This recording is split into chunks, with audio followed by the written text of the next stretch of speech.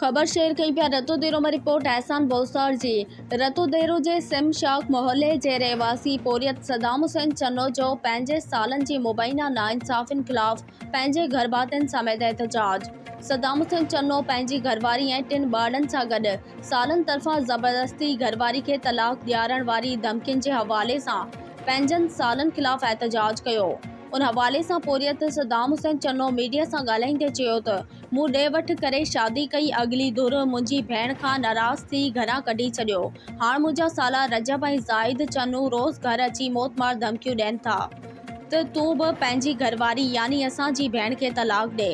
हिन जो वधीक चवण हो त सदाम हुसैन चन्नो नादर शाह महला सिम नाले ते वेठा आहियूं असां। धामरान में रजब ज़ाहिद मुंहिंजा साला आहिनि।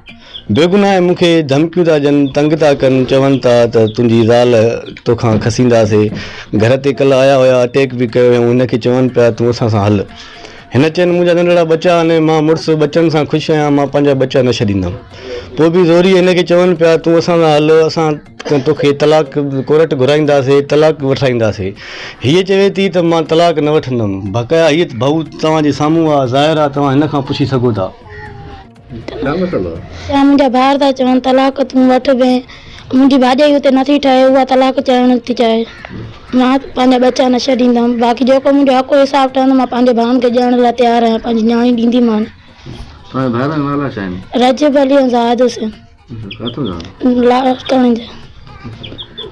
उहे था चवनि तूं बि असां ॾे वठा था वञा, उहा बि तलाक वठे त तूं बि वठ। मां थी चवां मां न वठंदमि।